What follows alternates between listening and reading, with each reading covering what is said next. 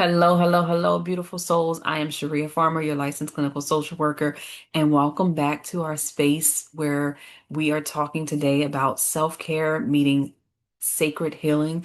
And today we're going to dive into something that's extremely important to me, and it's radical self-care for BIPOC professional and specifically mental health professionals. A practice that's more than just bubble baths and mindfulness apps. It's about creating cultural sanctuaries, setting boundaries, and resilience from our roots and our community and culture. It's If you are a BIPOC therapist, counselor, or healer, this episode is for you. So let's define it. Radical self-care goes beyond facials and journals. It's a holistic mental, spiritual, physical, and cultural experience. It's proactive healing tailored to our identities and the unique stressors that we experience as mental health professionals who identify as BIPOC. It means saying no when you need to embrace cultural rooted rituals and create healing spaces just for you. These are just some of the things that, when it really comes down to it, is important to us as BIPOC mental health professionals in this field and working in this area. A BIPOC mental health professional carries so much that is unspoken.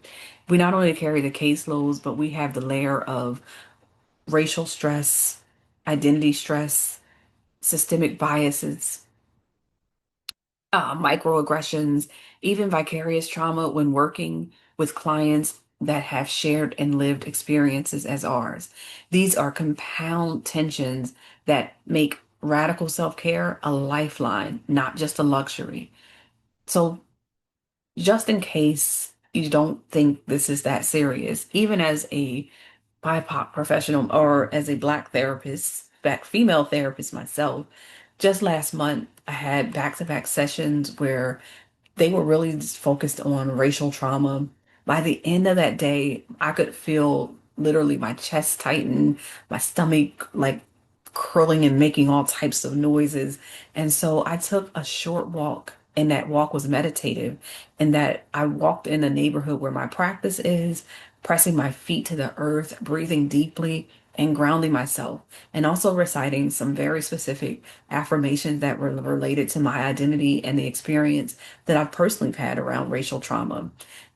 That's radical self-care. Tending to yourself in the moments, like grounding and participating in affirmations and affirming affirmations around your own racial trauma, and getting to tending to your heart before tomorrow kind of it's taken away from you and you have no opportunity to kind of reflect in what you might be feeling or experiencing. So, so right now I can hear you saying, Sharia, how do I start if I've felt burnt out and don't have the time? Start small. You heard me just say my meditative walk was just a method. Try a 3-minute grounding ritual. Maybe lighting incense during your lunch break, lighting candles, sitting in a circle, sitting on the ground and literally just grounding yourself to the actual physical ground. Or choosing culturally rooted practices. For example, drumming or drums, playing. Like, so in my office, I have hip hop, I have music all the time that's related to what I need to get to that next phase.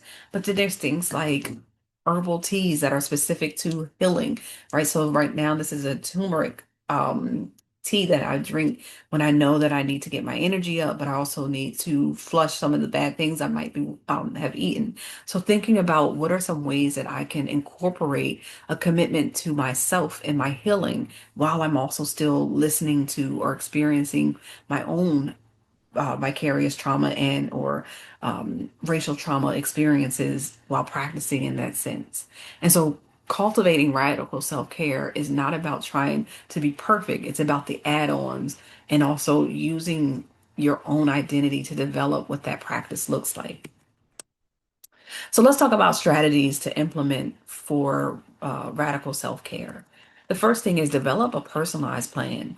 I'm giving you examples of things that I might do, but I want you to think about it from what could I include that nourishes my mind, my body, and my spirit through my cultural lens. So exploring rituals and community healing are always going to be the first thing that I go to when it comes to what I need to do to feel better. So I have communities that I'm connected to. I have um, specific groups that I go to that are related to culturally identified things that make me feel better. And so what are those things going to look like for some of us? That some of that is faith-based. For others, that means we're going to healing circles and community healing circles. That means we're going to culturally affirming yoga practices or communities. We're looking for and searching out things that will allow us to bring our culture. And so that's the first thing. Develop a personal plan. The next thing is set firm boundaries. Block your client for breaks and time off. Communicate openly with clients or even your supervisors. This is how I protect my energy. This is how I communicate to others that I need them to not violate that energy. Right? So if it's my lunch, if it's my break, if it's my walk, if I know I need something to stay rooted and affirmed, then I'm going to make it clear and set my boundaries. And I'm also going to learn the word no if I have to. So let's just think about what I mean about personal development and in cultural relevant practices. Reclaiming power in traditional ceremonies, storytelling, art, and ancestral rituals is what I mean. These acts reconnect us with our heritage and our healing. And in many ways, it also helps us to be a better practitioner so that we can help others to do the same when it comes to cultivating their identity around their healing.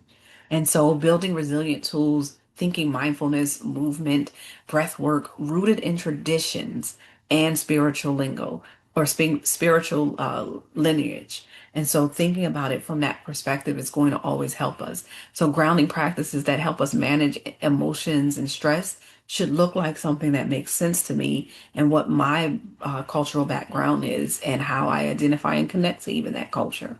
And so, building that resilience and those tools should be reflective of me.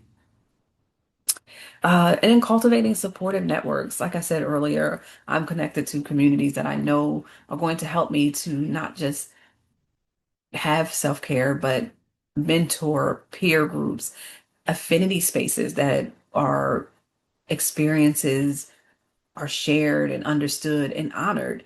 And then professional affinity groups. For some of us, we might be in areas where we are the only one or we don't have a lot of others who may look like us. So sometimes we may have to go online or different meetups where we can actually connect with other professional or BIPOC professionals that have some of the same understanding and honor our experience and our backgrounds.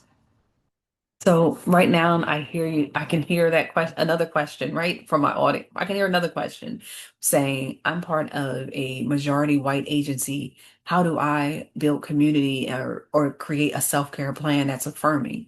Great question. Start with intentional outreach. Join local or online BIPOC wellness circles that are specific to your area or background in terms of expertise and support. Even just 10 minutes a week in community can help sustain us better than what we were being sustained. So propose a midweek check-in or a check-in group that you've created on online or in a space that might be outside of your workplace and do small, consistent and cultural grounding in that time. So that 10 minutes might look like you, myself, and another mental health professional who identifies as BIPOC coming together and literally just practicing a cultural mindfulness specific, affirming specific practice or tool. So it might be something like, let's put on music, let's do some line dancing to Beyonce, right? You have to determine what that means for you, but it's being able to make it where it's small, consistent, and culturally back, and it affirms your cultural background. And so create the community if it's not there, is what I'm trying to say, in a way that honors that you just need 10, 15 minutes to kind of try to start the process. And then naturally it will develop and grow and support you and the others who may not even have known that they needed this. So think about overcoming some boundaries. Many of us are struggling with time, energy, and lack of organizational support. Radical self-care isn't just personal, it's political. We need to advocate for workplace policies, flexible schedules, mental health leave, and culturally affirmed affinity groups that are part of systemic change and kind of working on the oppressive systems that have been created that will help us to be even more so better professionals, but also just better community.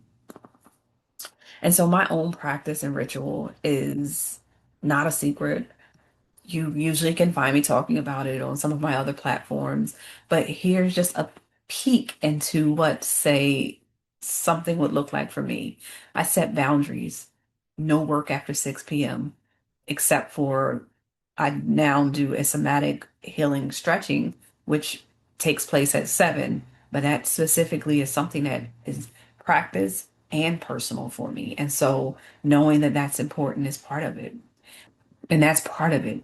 I light candles. I acknowledge my ancestors. I ground myself in um, Southern based cultural affirming music, as well as I guess also East Coast space affirming music and also just hip hop in general.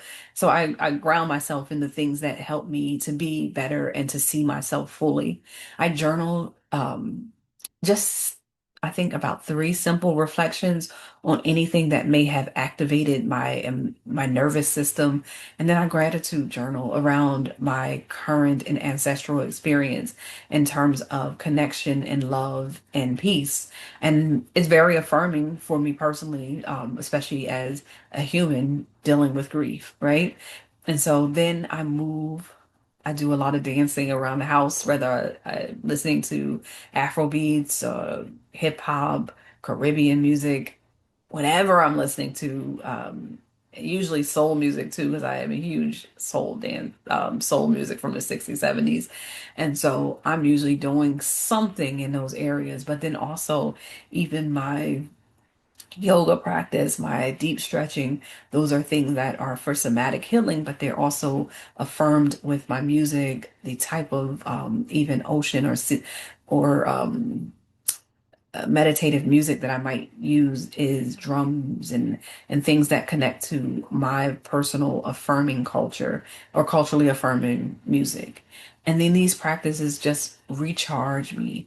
They allow me to be my best self throughout the rest of the week. And so this is not just my Tuesday, but also my Monday, Tuesday, and Wednesdays. Because I've mastered the art of trying to incorporate some form of self-care into every single day. And so my call to action is just simple. Commit yourself to taking care of you. Let's commit together. This week, I want us to just pick one culturally rooted practice, set a boundary around self care time, and share how it feels. Drop me a DM or an email. You're not alone in your journey, so you don't have to be alone.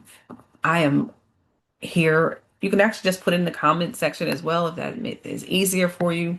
Just thinking about some resources that you can consider is you can join some of our courses on radical self-care for BIPOC mental health professionals. It's interactive, practice-based, and culturally affirming. Check out our affinity groups that might take place. I know that Therapy for Black Girls has one, Beam has one, and there are some other places or other things that you can consider, and I'll try to make sure to link a few in the write-up of this. I think that's me hitting them all. Thanks for leaning in again with me today. I'm Sharea. If you didn't remember, I'm Sharea, your resident mental health professional, reminding you honor your identity, ground in your culture, and setting boundaries. It's not just a little bit about self-care. It's radical, it's political, it's sacred, and it creates self-love and resistance. Walk gently on your journey. You are helping others heal while you are also navigating oppressive systems and oppressive experiences yourself. So keep yourself together. Until next time, I want you to take a moment for you and be well.